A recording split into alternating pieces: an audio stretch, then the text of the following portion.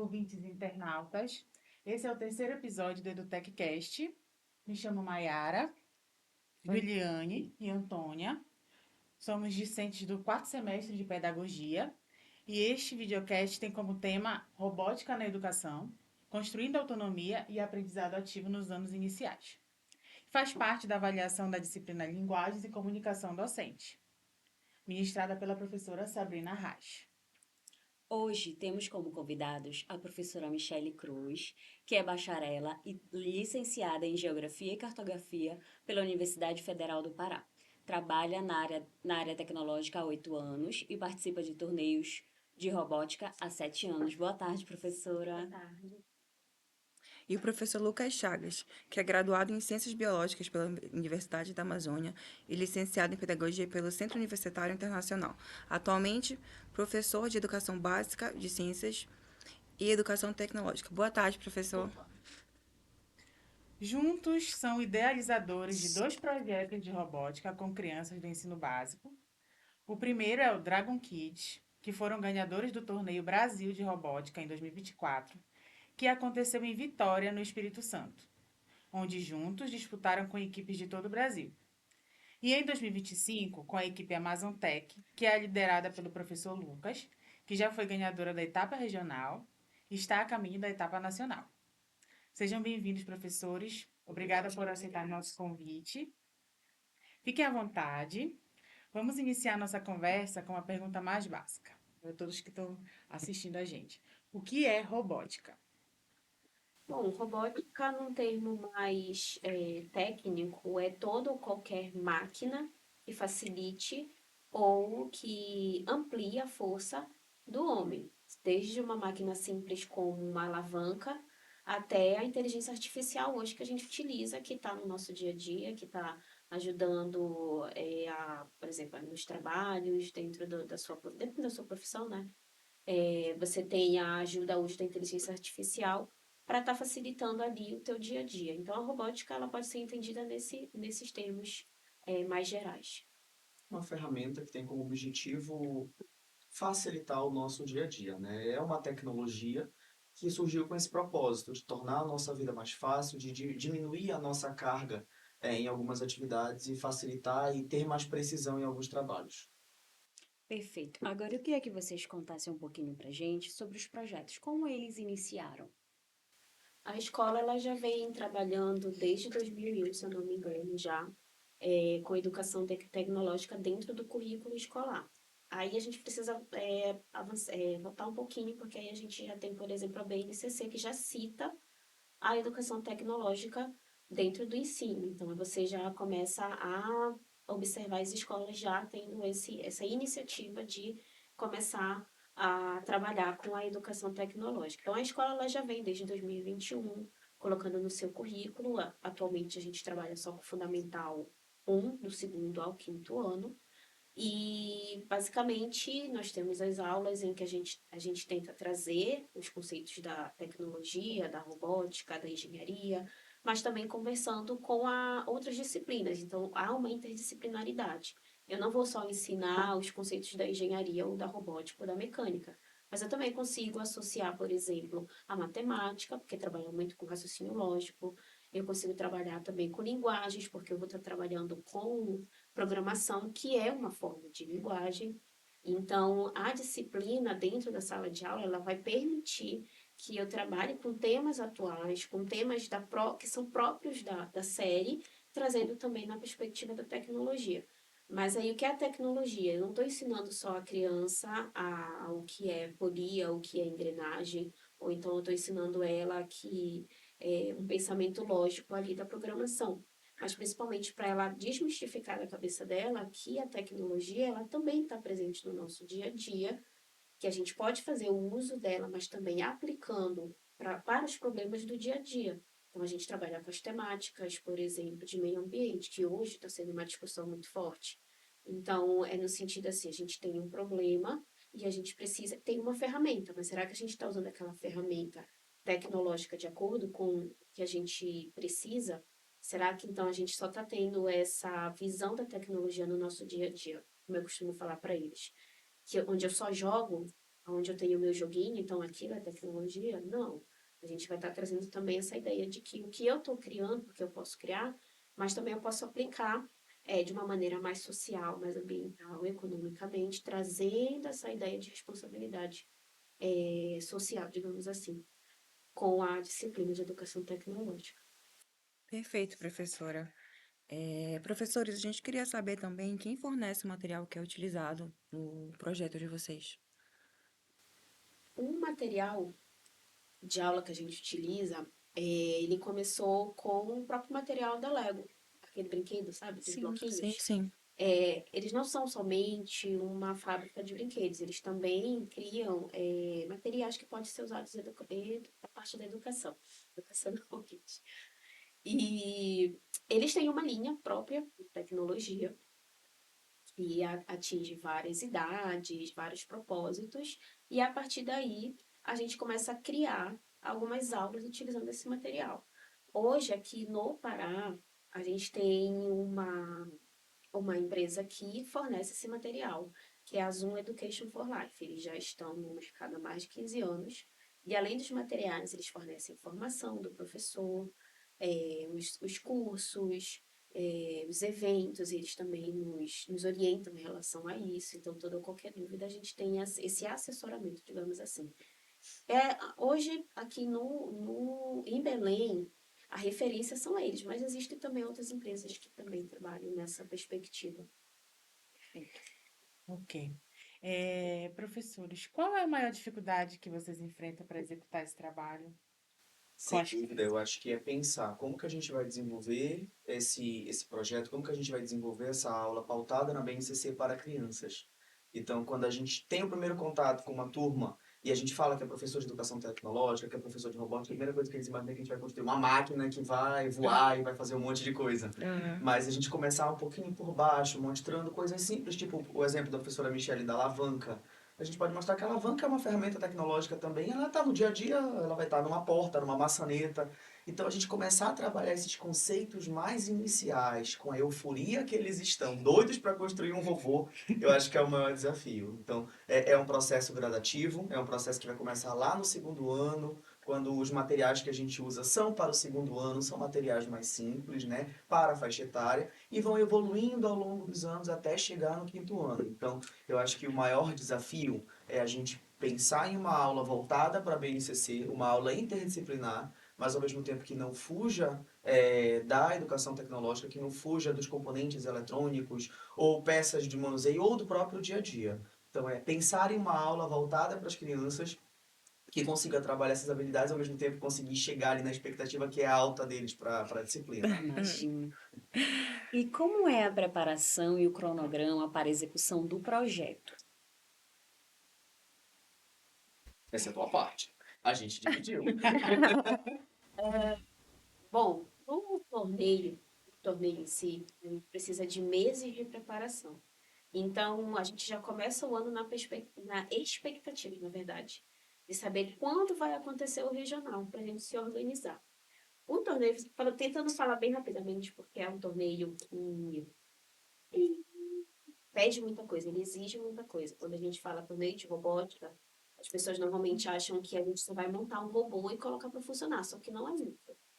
Hoje no Brasil, a gente, não só no Brasil como no mundo, existem vários torneios, OBR, por exemplo, FLL. Então, existe uma comunidade muito forte que participa de torneios.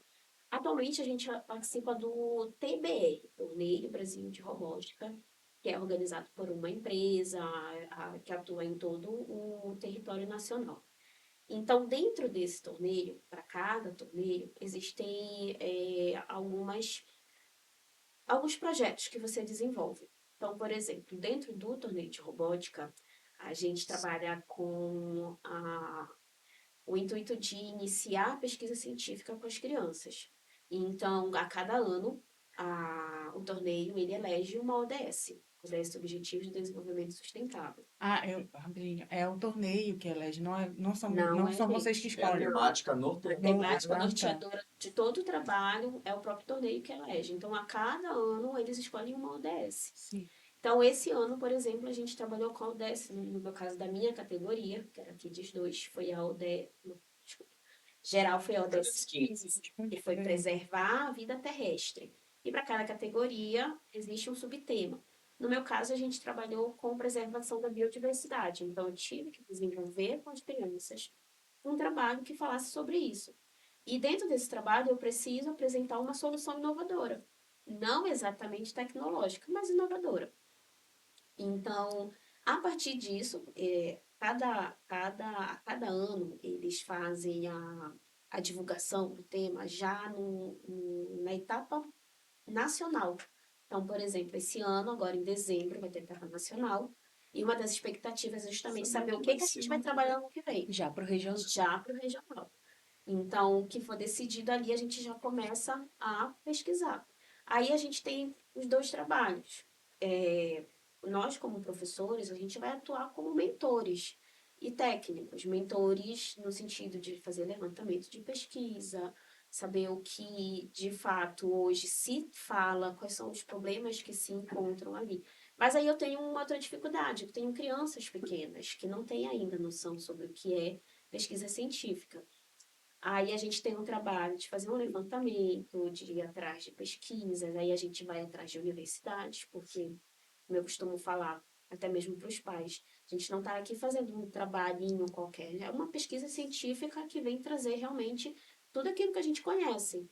A BNT, metodologia, bibliografia, então, Campo. tudo, campo, A apresentação acontece com banner, tudo bonitinho, isso, igual então a a gente, apresentação de trabalho científico. trabalho científico, então a gente tem que trabalhar tudo isso com eles, que são crianças que não têm noção. Então, o trabalho, quanto mais começar cedo, melhor. Porque eu, como professora, eu não vou só chegar para o meu aluno e vou dizer assim, olha, a gente vai falar sobre isso aqui. E ele não vai entender o que é para fazer.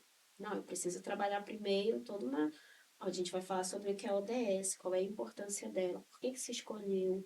Tá, agora a gente vai pesquisar o que está acontecendo hoje no mundo. Ah, vocês tem desmatamento, tem poluição, tem extinção de animais. Como é que a gente pode estar atuando nisso? E a outra, isso já é algo particular meu, assim, como professora, eu sempre procuro trabalhar com eles trazendo a nossa região, a região amazônica, o Pará. Então, até porque é a nossa região, olha, a nossa responsabilidade é com a gente aqui mesmo, a gente está no coração da Amazônia. Hoje você fala muito sobre a Amazônia e a gente está aqui. Então, a gente vai trabalhar dentro da nossa região, a gente vai conhecer. E a partir daí, a gente tem todo um trabalho de meses fazendo levantamento, estudando, pesquisando, escrevendo. Paralelo a isso, a gente também tem o que a gente chama de desafio prático, que aí entra a história do robô, que é uma espécie de um tapete com vários desafios. Como se eu tivesse que pegar um objeto que está ali, eu tenho que levar para outro lugar. Só que eu tenho que fazer isso tudo com o robô. Aí entra, por exemplo, conhecimentos de estrutura, eles precisam saber construir, programar. Aí tem os treinos, porque é errar, é tentar, errar e acertar. Tentar, errar e acertar. Aí você trabalha com a expectativa dele, com a frustração dele, com a paciência dele. 10 crianças ali, Difícil lidar com crianças, difícil. mas, né? São 10 crianças ali, que aí você também tem a questão da ansiedade, a insegurança, muito Se impressionante envolvem muito, né? o quanto eles se envolvem, se comprometem e eles ainda não têm essa maturidade, né, emocional. E a gente precisa estar sempre ali, sendo um apoio. Acho muito engraçado, assim, a gente é um mentor desenvolvendo um projeto científico, mas ao mesmo tempo também sendo um técnico ali, lidando com a pressão emocional deles. Ah, eu não estou bem, ah, eu não quero, não é assim, não era o que eu Acaba, esperava. acaba tendo várias funções. Várias O professor tem funções. várias funções. Mas, falando assim, parece até que é um trabalho muito grande, mas no final ele é compensatório no sentido, não digo nem no sentido de ganhar, mas no sentido assim, que tu vê lá no dia ele tá preparado. Então eu vou dizer assim, olha, porque lá no dia não é mais comigo, é só com eles. Eles apresentam, eles vão pro desafio prático, e lá eles sabem o que é para fazer. Tá nervoso, tá com medo, mas vai assim mesmo. Aí eles conseguem. Quando eles percebem que eles conseguem superar isso, olha, eu consegui. Olha, tia, eu tava com uma aluna que, durante os ensaios que a gente fazia de apresentação, ela não estava conseguindo falar nada. Ela não falava absolutamente nada da fala dela. E assim, tudo bem, não vou forçar, é isso que você conseguir falar, tudo bem, o que não conseguir também, não tem problema nenhum para mim, não se preocupe com isso. E ela se sentiu muito à vontade de dizer assim, tia, eu vou tentar. Tá bom, tudo bem, você pode tentar, fique livre para fazer da maneira que você quiser. Aí ela foi, fez a apresentação, é uma apresentação que é só eles, eu não entro junto. Então, por exemplo, vamos dizer que vocês três são juízas. Então, a minha equipe vai entrar numa sala como essa, eles vão ficar sozinhos com vocês e eu vou ficar esperando lá fora. E o papel deles é apresentar tudo que a gente fez, a nossa pesquisa, a maneira como a gente se organizou, o desafio, como foi que esses meses se prepararam, só que eles fazem isso sozinhos. Aí ela fez a apresentação, quando ela saiu muito sorrindo e falou assim, tia, eu consegui falar. Hum. Perfeito, tá ótimo. Você tá feliz? Eu tô, consegui falar, tia. Falei, ai, que maravilha, é isso mesmo que eu espero que você se sinta desse jeito. Vale ressaltar que eles têm em média 7 anos. Eles têm a equipe Dragon Kids hoje, ela começou ano passado. Eles começaram com 7, agora eles estão com 8, 9 anos. Saindo um pouco do script aqui, uma dúvida. Essa disciplina é do segundo ao quinto ano, É do segundo ao correto? quinto. O projeto, todas essas turmas entram no projeto? Entram no torneio ou não? Não. Dentro do torneio de robótica, a gente só pode inscrever uma equipe com 10 alunos. E dentro de uma faixa E etária dentro de uma específica, faixa né? etária específica. A gente abre uma seleção em que as crianças elas podem estar se inscrevendo e elas vão ter ali uma prova com algumas etapas para ver aqueles que se encaixam no perfil da equipe, aqueles que têm interesse, querem participar, e aí a gente monta uma equipe a partir disso. A gente começou ano passado com uma só equipe, que era a Dragon Kids, começou na categoria de Kids 1, são os menorzinhos. Essa equipe esse ano já está só com a Michelle, porque já estão mais velhos, e eu comecei uma equipe nova, que é a Amazon Tech. Legal. Então a gente vai criando equipes de acordo com a faixa etária. E professores, qual é o critério para escolher esses alunos? Eles fazem uma prova do conteúdo que é visto em sala. Então, a prova é mais no sentido da gente nivelar em relação ao conhecimento mesmo. Do conhecimentos técnicos. Sim, O sim. que a gente propõe, por exemplo, dentro das provas, além das questões mais técnicas, por exemplo, o que é uma polia, para que serve uma alavanca, até situações de problemas em que eles vão ter que pensar o que eu posso fazer para resolver essa situação, problema. E a partir disso a gente faz o nivelamento dos alunos. Perfeito. Expulsar, né? Pode passar. Como vocês observam o envolvimento e a aprendizagem das crianças no projeto? Olha, é um processo gradativo, acontece no início a gente apresenta a proposta, a gente tem que ensinar, trabalhar o que é um ODS, qual que é a proposta de um ODS. Esse ano vai ser o ODS 15, vai falar de ecossistemas. A professora Michele com a equipe dela trabalhou sobre o ecossistema de manguezal. O nosso era falar de ecossistema também mais voltado para a fauna, então nós falamos de caranguejo-sá, que é um habitante do manguezal. Então as duas equipes se comunicam de uma forma, mas a gente tem que explicar desde o início qual que é o objetivo do TBR, apresentar a proposta do TBR, explicar o que é um trabalho científico, explicar que a gente vai estar escrevendo junto. Então a gente tem que apresentar todos esses subsunsores para eles, pegar o que eles já têm de conhecimento prévio sobre o assunto para iniciar o trabalho. Aí quando a gente inicia sempre com pesquisa, é como a Michelle falou, a gente vai para a universidade, a gente Chama vai para campo, profissionais. a gente chama de fato quem tem expertise na área para mostrar para as crianças qual é o caminho, porque a gente pode estudar bastante, mas é bem limitado quanto a alguns temas. Então é muito mais válido eles ouvirem de um pesquisador que trabalha no mangue, que trabalha com caranguejo. A equipe Amazon Tech teve a oportunidade de ir para o manguezal lá em São Caetano de Odivelas, que é a terra do caranguejo. Aí entra o regionalismo que a Michelle falou, que é extremamente importante a gente valorizar a nossa cultura, não apenas porque é um ano de COP, né? Mas é algo que a gente precisa fazer sempre, vai valorizar o regional. Então, poxa, não faz sentido eu falar de ODS 15, de ecossistema, de preservação dos habitats e escolher Mata Atlântica, por exemplo. Não que não seja relevante, mas a gente tem que escolher algo daqui. Aí a gente pensou, poxa, a Amazônia, outras equipes provavelmente vão abordar a Amazônia. Vamos pensar em outro ecossistema que tem tanta importância quanto, mas que é menos explorado? Aí a gente foi para o manguezal. Aí explicar a importância do manguezal, explicar a importância do caranguejo, levar para o manguezal, eles pegaram o caranguejo no mangue, quem levou a gente, quem guiou a gente foi um caranguejeiro lá da região, alguém que ganha vida, que há mais de 30 anos coleta caranguejo. Aí vem a importância social, mostrar as pessoas que de fato vivem daquela coleta, desmistificar a coleta e dizer, olha, não é errado ele tirar o caranguejo da natureza, porque o caranguejo faz parte da nossa cultura, faz parte da nossa alimentação.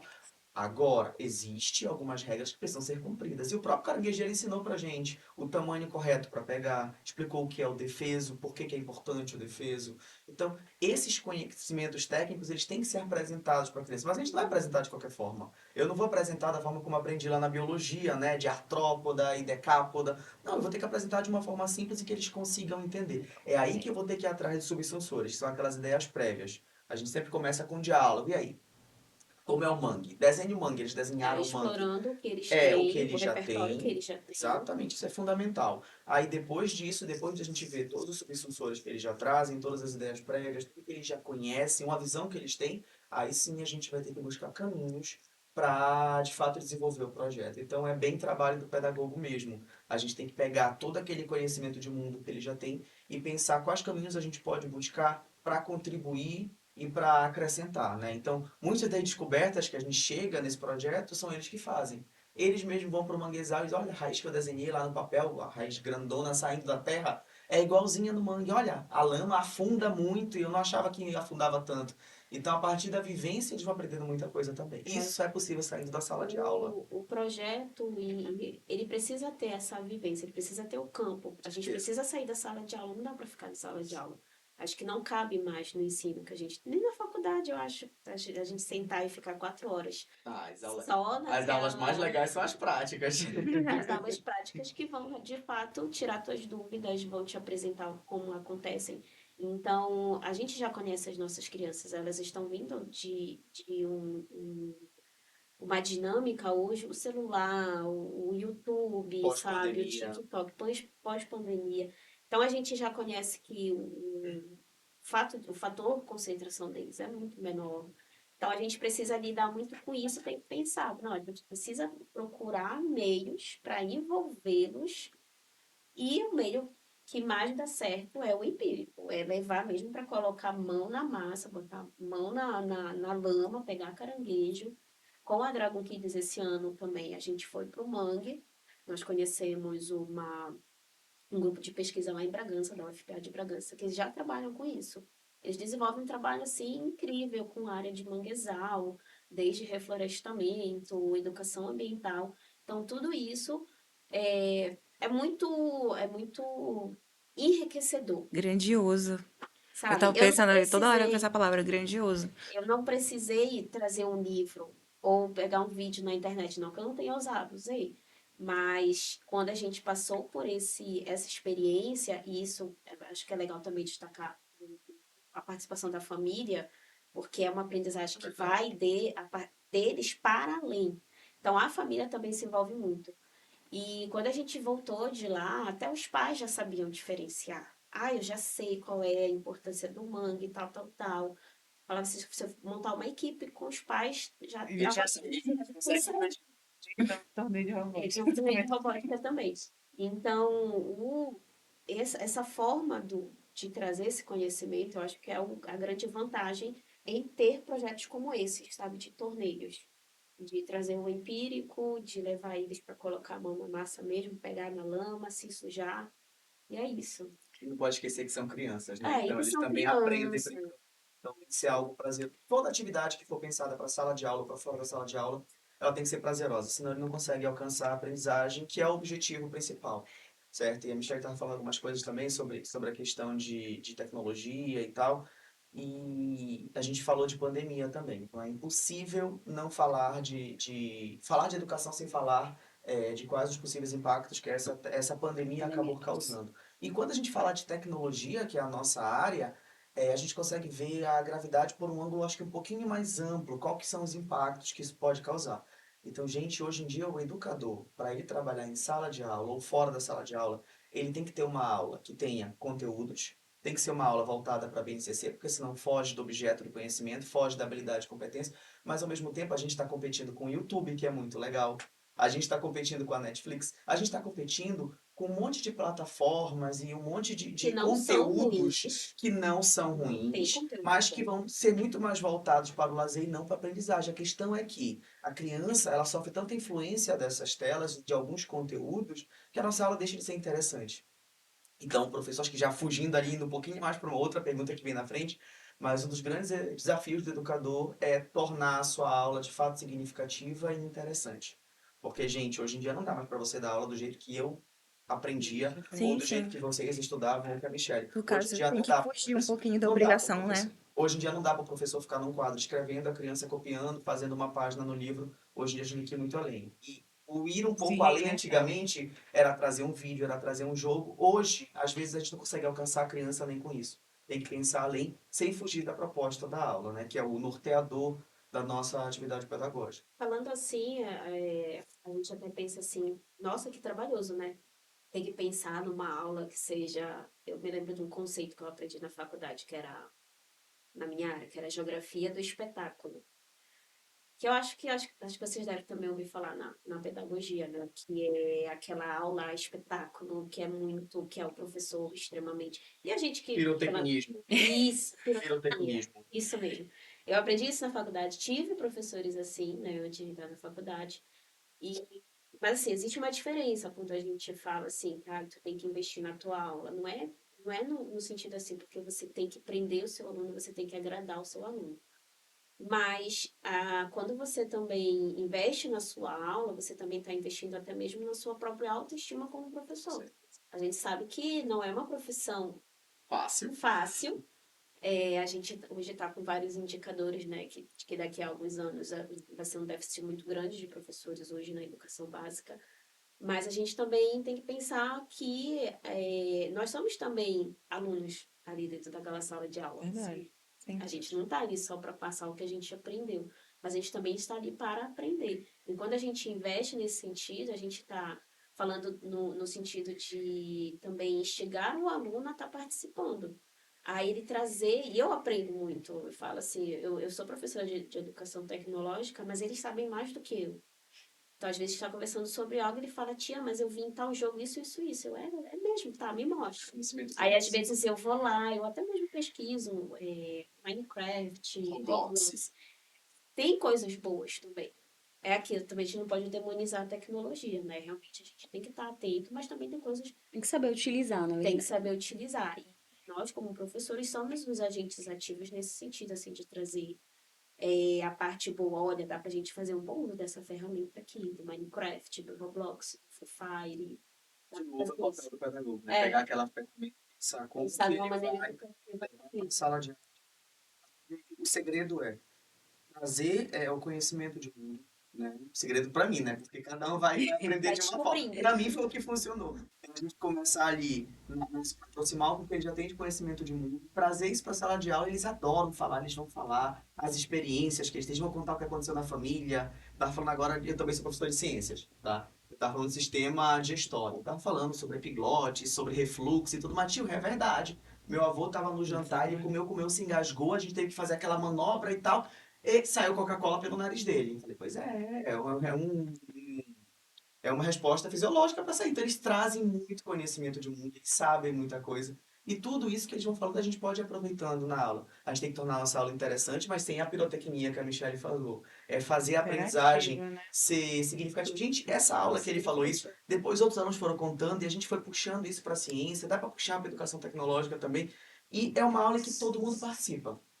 É aquela aula até que os alunos mais tímidos, mais calados, sentem à vontade para falar. Aqueles que já falam, falam o dobro. Então, todo mundo contribui com a aula e a gente consegue pegar um significado naquilo que está sendo dito, com o assunto que está sendo trabalhado e pronto. A gente sai da sala com a sensação de dever cumprido. Eles entenderam, eles conseguiram associar o meu conhecimento, o que eu trouxe de conhecimento para eles, eles conseguiram aprender, eles aplicaram ao mundo, à vivência deles. E Colocaram no dia a dia deles, aquilo né? de fato foi significativo. É muito melhor do que eu falar sobre a questão do refluxo, puxando para a ciência de novo, e explicar, e para ele ser relevante. Então, para a robótica, para a educação tecnológica e para qualquer disciplina, é a mesma coisa. A gente tem que se aproximar dessa zona proximal, trazer essa vivência para a sala de aula e pensar como a gente pode pegar aquela habilidade ou aquela competência que eu quero desenvolver com a criança a partir daquilo. Não adianta eu trazer uma experiência que é minha, mas que não é uma experiência deles. Eu tenho que pegar, é muito mais válido algo que eles trouxeram, uma experiência deles, que vai ser muito mais ali próxima um do outro, vai ter um nivelamento, e a partir dela eu explorar aquilo que eu pretendo. Perfeito. Antes de eu passar para a próxima pergunta, eu estou curiosa. Dragon Kids, de onde surgiu? Uma escolha deles. Vou escolher eles, dos alunos? Eu deixo eles bem à vontade para escolherem. Claro que surgiram outros nomes, mas o que eu falei para eles, olha, vocês têm que pensar o seguinte, vocês são uma equipe de robótica e faz parte do universo ali, da competição, você tem um nome assim significativo. Então você tem Dragon Kids. Antes da Dragon Kids, na verdade, a escola já tinha também participado um ano, acho que antes da pandemia ou depois, se eu não me engano, que foi acho que 2022. Eles já tinham uma equipe que era Shark Kids, os tubarões. Era um nome que surgiu, mas tinha a ver com a temática do torneio na Na época. época foi proteger Foi ecossistemas proteger aquáticos, né? ecossistemas Então, aquáticos. Aí, era uma- aí surgiu o Shark Kids. Quando a gente retorna, depois de 2 anos, aí voltamos com a Dragon. Aí eu dei a ideia, olha, vocês vão escolher. Até porque eles também precisam ser agentes disso, Sim. participativos. E surgiram muitos nomes, aí até que alguém falou Dragon. Aí eu falei, égua, Legal. gostei disso. Tá aí, vamos ficar E com que esse nome? remete à categoria, né? A categoria. Com as técnicas, tecnologia também. Então, sempre remetendo ao universo tecnológico e com o toque deles. Perfeito. Quais as perspectivas para o futuro dos projetos? Bom, ano passado a gente trabalhou com a ODS da alimentação saudável. Não lembro qual era o número, mas foi sobre segurança alimentar. Segurança alimentar, isso. E dentro do nosso projeto, toda vez que a gente cria o projeto, eu realmente penso no intuito de aplicar. E como somos educadores, muitas vezes os projetos eles levam muito para a área da educação. Então, por exemplo, ano passado a gente trabalhou com segurança alimentar, a gente trabalhou sobre alimentação saudável, então foi um projeto que foi pautado muito na educação. E dentro desse projeto, a gente conseguiu colocar em prática a construção de uma horta dentro da nossa escola. Então, a gente conseguiu trazer a ideia de trabalhar com a ODS da alimentação saudável e conseguiu concretizar a horta dentro da nossa escola. Hoje existe uma horta, onde ela já é um espaço pedagógico, não é só uma horta plantada, não, ela é um espaço pedagógico. Outras séries, outros grupos de estudo já trabalham dentro da nossa horta. Outras disciplinas, né? Outras disciplinas, É outros legal deixar aí. professores. A gente teve que pensar nisso na segurança alimentar nesse ano passado. A gente teve que pensar com que público a gente queria trabalhar. Na época, a gente escolheu os idosos, né, como público vulnerável. Verdade. A gente fez uma ação no abrigo, a gente levou nutricionista, junto com as crianças, a nutricionista e os idosos. Eles prepararam receitas reutilizando partes de alimentos, né, que não são tão atrativas, tipo algumas cascas, mas que são muito ricas em nutrientes, e prepararam receitas ressignificativas. Fizeram um bolo, não foi? Com um monte de cascas e vegetais e legumes, muito rico e gostoso. Então, para as crianças foi o máximo, né? Ter esse contato, entra de novo no social. Ter esse contato com uma faixa etária que é bem diferente da deles, com os idosos, mas que tem uma experiência de vida muito legal. Alguns já sabiam cozinhar, outros não tinham cozinhado, alguns eram mais novos, outros mais idosos. Mas aí as crianças se dividiram, ficaram ali com os idosos e foram cozinhando junto com eles. No final, eles comeram. Então, cada ano, o TBR ele traz uma proposta diferente para a gente E e a é gente nosso busca papel. trazer Exatamente. esse papel. No ano passado a gente conseguiu, de fato, aplicar. Esse ano nós trabalhamos com Manguezal, a Dragon Kids. Então, falando bem rapidamente o que foi o projeto que nós pensamos, foi a construção de uma sala virtual 3D. Como funcionaria? Por exemplo, a gente sabe que o Manguezal não é uma área turística. Você não vai passear no A gente não Manguezal. vai para bater A foto. gente não vai para bater Biólogo foto. fala, biólogo não vai fazer isso. Mas também é uma área pouquíssimo explorada. Se você perguntar para uma criança o que é o manguezal ou se você já viu, pouquíssimos vão dizer de fato o que é, qual é a importância. Então, qual foi o intuito? A gente precisa ampliar a informação desse espaço. Então, a ideia é, vamos criar uma sala, ambiente 3D, que ela é alimentada por frequentadores. Quem frequenta? As pessoas locais, as pessoas que retiram dali daquele lugar o seu sustento, pesquisadores, quem sabe também turistas, por que não, né, passar ali por aquela área, já que a gente aqui no Pará, a gente tem algumas áreas de mangue, por exemplo, Mosqueiro, tem área de mangue. Então, a ideia é que qualquer pessoa está ali de passagem possa registrar, fazer um vídeo, fazer uma entrevista e subir as informações para essa plataforma. E essa plataforma pode ser acessada em qualquer lugar do mundo. Eu posso trabalhar ela da minha escola lá em outro bairro, num lugar que talvez eu não possa levar os meus alunos por questões financeiras, né, que a gente sabe, mas eu posso, junto com a tecnologia, ter esse acesso, trabalhar na minha aula do manguezal, mesmo não levando eles, mas apresentar, olha aqui, tá aqui o manguezal, é assim que ele é. Então, a gente hoje tem uma facilidade de tecnologia, apesar de falar, é 3D, deve usar ferramentas muito caras. Não, não é. Com o teu próprio celular, um celular básico, dá para fazer isso. Existem ferramentas que são muito acessíveis hoje na internet. Então, a gente só criou um banco de dados, a gente pesquisou as ferramentas e criou. Então, a ideia era a acessibilidade da informação. Só que a gente não chegou na fase final do projeto. Como a gente não foi classificado e tal para o nacional, meio que o projeto Parou está por de ali. stand-by, Stand-by, né? né? Então, vamos ver o que vai acontecer ano que vem. Se vier uma ODS que dê para aproveitar isso, a gente aproveita. Aproveita, né? E com a equipe Amazon Tech, a gente também trabalhou, como eu havia dito no início, o habitat do manguezal, mas aí voltado para a fauna. A gente escolheu o caranguejo-sá e a gente visitou o manguezal, a gente conheceu alguns moradores, entramos no manguezal. A Michele falou que não é uma área turística, mas porque não é fácil o acesso. A lama atola era o tempo todo olhando, vendo se nenhum menino tá atolado. A gente tinha que contar a criança o tempo todo para garantir que não ficou ninguém. Os pais foram junto para dar suporte, eu também tinha que olhar para ver se nenhum pai ficou. Então, é uma preocupação que a gente tem, porque é um ambiente difícil de ter acesso, né?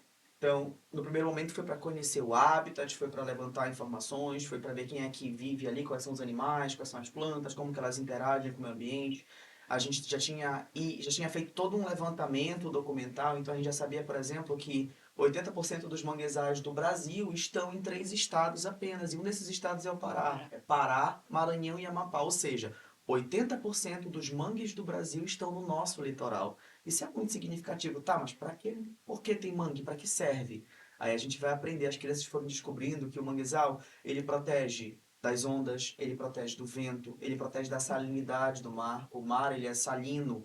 Se esse sal chega na floresta amazônica, ele mata todas as árvores da floresta amazônica. Então, o manguezal, ele é uma barreira costeira. Então, é um bioma que pouca gente conhece. A gente acaba menosprezando por não conhecer, mas ele é de vital Por não ser importância por não ser turístico, turístico também e você não tem, acaba influenciando não é bonito no em, Instagram. a lama acaba sujando Você já tudo, a viu. roupa depois não serve mais para nada. Então, eles visitaram e agora a gente está indo para a segunda etapa, que é o nacional. A nossa ideia é, a gente depois da visita do manguezal, a gente construiu um jogo. E esse jogo, ele é um jogo digital e também físico, é um jogo esqueci qual é o Tabuleiro. nome. Jogo de tabuleiro. É um jogo de tabuleiro em que eles têm perguntas e respostas para poder avançar de casa e tudo mais. Também é um jogo simples, também é um jogo que qualquer celular, tendo o link, dá para jogar. Então, nosso projeto está aqui em Belém do Pará, mas a gente pode alcançar, por exemplo, crianças que estão estudando manguezal lá no Maranhão, que tem essa abundância de ecossistema de mangue. A gente pode acabar ensinando sobre o caranguejo as crianças do Amapá, que também tem muito manguezal. Então, tem essa facilidade. E na segunda etapa, após esse recesso que a gente vai ter aqui, né, por conta da COP, quando a gente voltar, a gente vai voltar para São Caetano, e a ideia é escolher uma escola de educação básica dentro da reserva ambiental que a gente visitou, para mostrar para as crianças esse jogo, para a gente jogar para as crianças, deixar jogos na escola. A gente fez uma cartilha deixar na escola também. Por quê?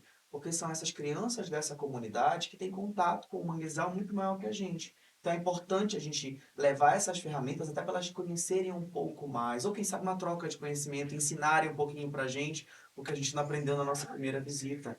E é muito significativo levar isso para essas crianças, porque são crianças que, lógico, a gente espera que se formem, tenham um emprego no nível superior ou algo do tipo, mas também que não tem problema nenhum se continuarem ali vivendo como uma comunidade tradicional. Isso aí vai ser muito interessante também. Mas são crianças que são netas de caranguejeiro, são filhas de caranguejeiro, então, de novo, é se aproximar. Não faria sentido eu aplicar esse projeto sobre a importância do caranguejo-çá em uma escola que fica bem distante do manguezal. Agora eu não, eu trabalhando esse projeto, falando da valorização daquela região, valorização da espécie do mangue para aquelas crianças, a gente vai com certeza conseguir criar um sentimento de preservação muito melhor e a gente vai ser muito mais significativo para eles e eles para a gente. Então é trabalhar o manguezal com quem vive na região do mangue e falar da preservação com quem, de fato, pode contribuir de forma significativa com a preservação. Perfeito.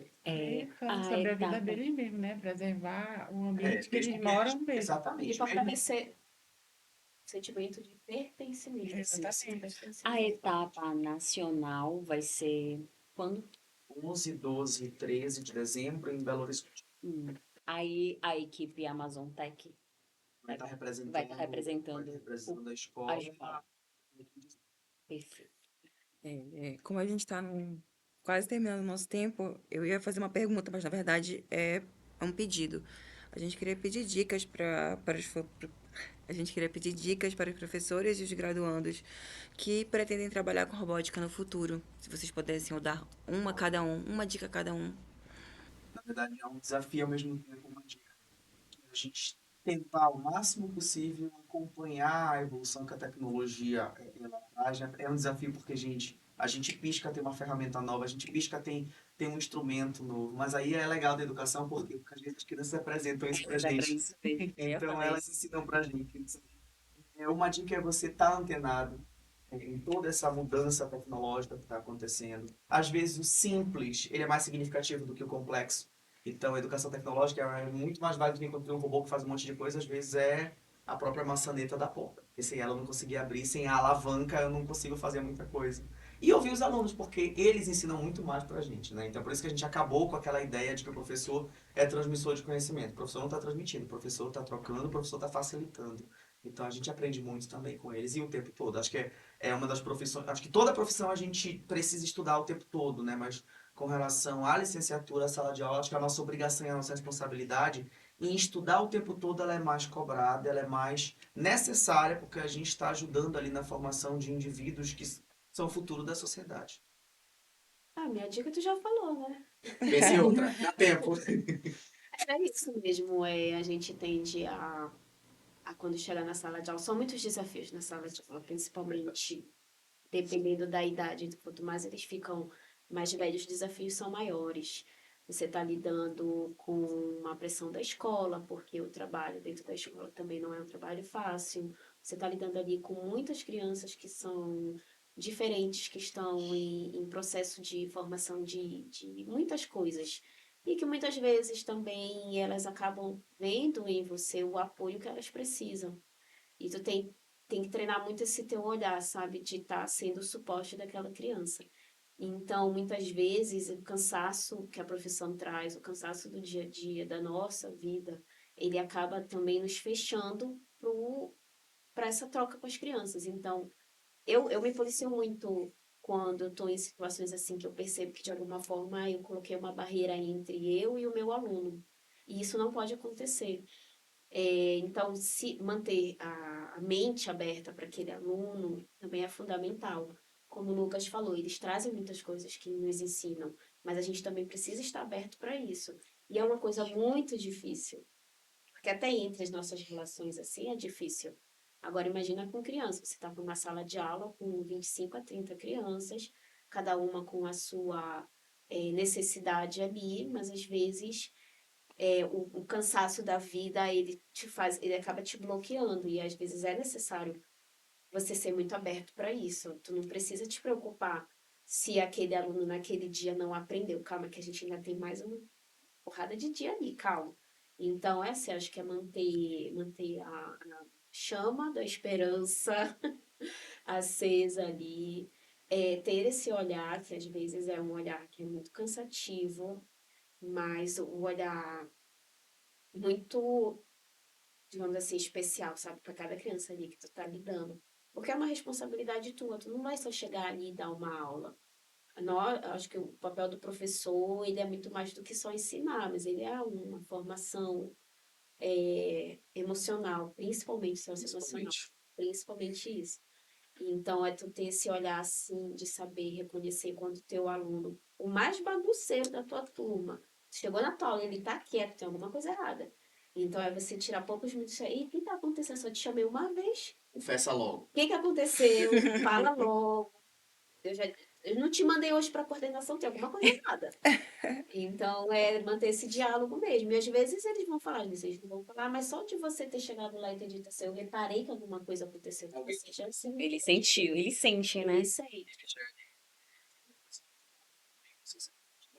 Sim, é a questão de não se sentir preparado, por mais que a gente esteja, por melhor que seja a nossa formação, isso vai acontecer com vocês também, quando se formarem, ou quando estiverem no estágio. Gente, por mais incrível que tenha sido a nossa formação, por melhor que tenha sido, a gente nunca vai se sentir preparado, isso é natural. Então, a gente não pode deixar esse medo acabar engessando a gente de tentar coisas novas. Eu tô me tremendo aqui, eu tô suando pra caramba, porque é mais fácil falar com 30 crianças do que com vocês três. Ainda mais sabendo que vai ser gravado, eu vou virar figurinha. Eu vou tirar. Eu tenho um colega É de incrível, trabalho que eu vou virar meme. Então, não pode deixar Eu esse acho que a primeira medo. vai ser a Maiara. Será? A gente não pode deixar esse medo impressão a gente. Porque eu pensei várias vezes de não, Maiara, eu tenho medo. Não, Maiara, eu não consigo falar com o microfone, nem com adulto. Eu gosto de falar com criança, eu me sinto bem na sala de aula.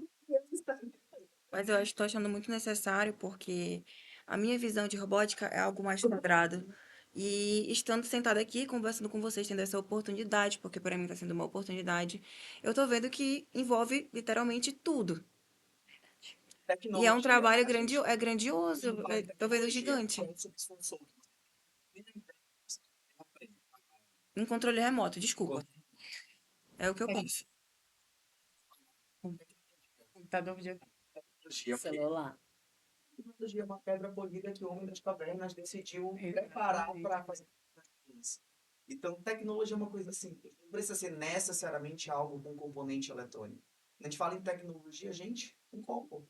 A tampinha da garrafa, tudo é Como tecnologia. era disso, a gente vê muito quadrado assim, né? Então, falar de E aí esse, robótica e não aí é só esse, construir robô. É e uma aí coisa esse muito simples. quadrado que faz muito professor se afastar da tecnologia. Vocês têm Eu acho que deve quando acontecer no trabalham. curso de vocês, deve ter alguma disciplina nesses dias. Aí já fica assim, não Vai sei ser mexer nisso, é difícil. difícil. E não Sim, é. sim. Claro que é quando você está aprendendo também a superar esse medo. Como você falou, né? O Até a medo gente, de a gente aprender Eu sou Mistério e Geografia. geografia. A gente estava conversando lá na frente, a gente caiu de paraquedas no mundo da tecnologia. Acostumado a trabalhar ciências, biologia para a educação básica. A Michelle era da geografia. E foi um convite que foi feito, foi uma formação que nos foi dada em um mundo totalmente diferente, mas ao mesmo tempo, dentro das nossas E que próprias áreas, a gente tem exigiu, muito para e que contribuir. exigiu coragem. Eu Com acho que certeza. também é isso. Assim, ele perguntou, mas como é que tu foi parar nisso? Eu falei, mano, foi necessidade. Eu estava dando aula de ciências, me Tá? Foi chamaram, o professor abriu a necessidade. oportunidade, você quer ser professor? Bom, você tem Eu licenciatura, sei você que pode para dar. mim, tecnologia é um controle, é o tablet, mas bora lá.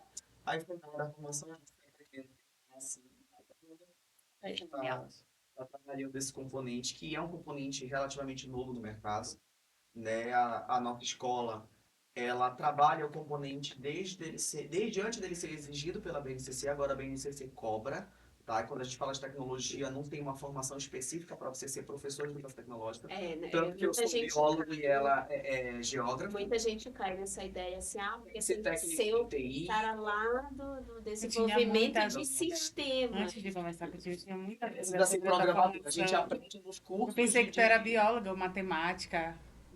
Bióloga.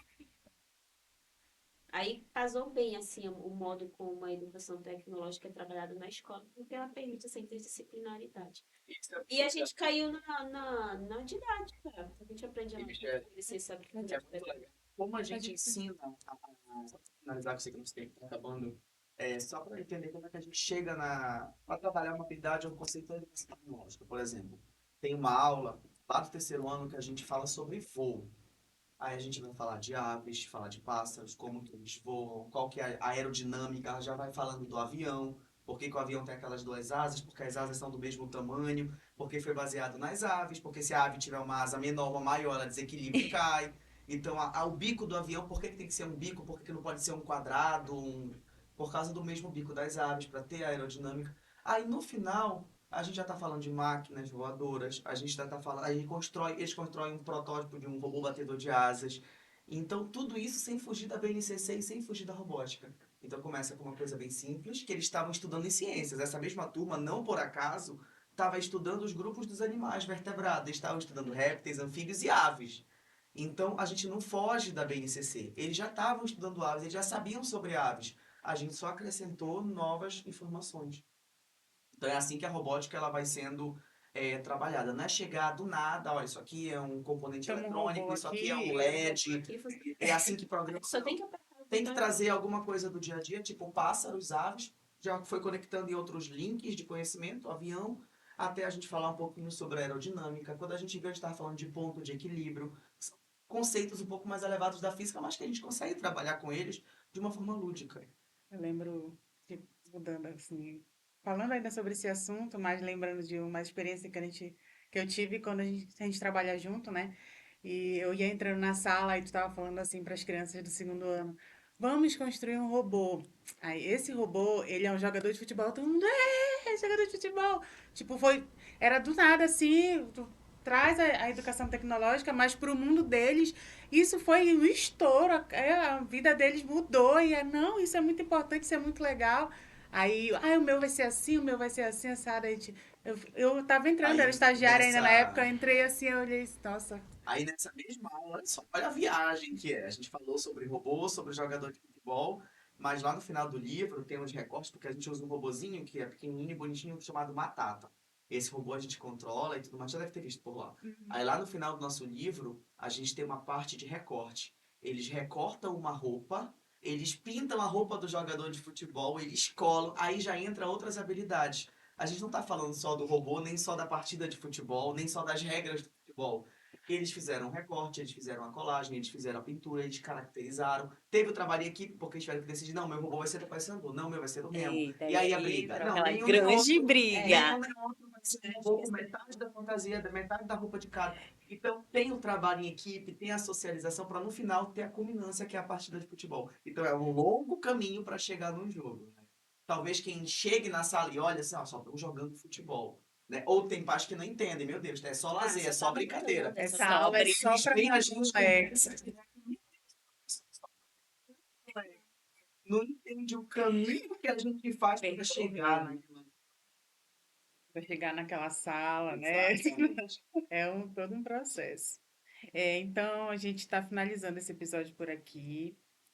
Professores, vocês têm alguma coisa que vocês queriam acrescentar, destacar sobre esse tema, falar sobre o podcast? O que vocês acharam?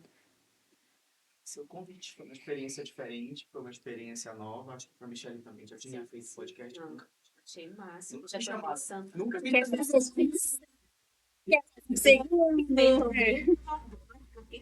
Até porque acaba uma temporada no mesmo dia que acaba começa outra. Então, acho que agradecer o convite, foi uma experiência muito legal pra mim, pra Michelle. A gente tava lá junto, assim, nervoso e tal, conversando como vai ser, eu não sei. Se eu não esquecer alguma coisa, eu te dou uma cutucada aqui, um chute. Já que nem o que é que tu assume. Se eu travar, tu continua. Então é uma experiência nova, uma experiência diferente, mas foi muito legal. Eu espero que a gente possa contribuir de alguma forma com a formação de vocês, nem que seja contando essas experiências que a gente viveu. Contando biólogo no mente muito. Ai, gente, a gente agradece muito vocês por terem aceitado participar. E contribuir com o nosso trabalho, com a experiência e o trabalho de vocês. Eu espero que vocês tenham gostado, especialmente porque eu que fiz o convite, né? Em nome das minhas colegas de trabalho também, de faculdade. A gente agradece muito vocês terem vindo aqui, foi riquíssimo. A Antônia teve um probleminha, acabou tendo que sair. E obrigada. Também gostaria muito de agradecer aqui a presença de vocês, né? Sei que nosso tempo é muito corrido, sei que vocês tiveram ali que abdicar de alguma coisa para poder estar aqui, então realmente muito obrigada pela presença. Enriqueceu muito também a gente, foi o que a Antônia disse. A gente olhava ali, eu também, a robótica ali no quadrado, mas que a gente viu que é muito além disso, né? Então, obrigada a todos que acompanharam o nosso videocast de hoje e até o próximo episódio.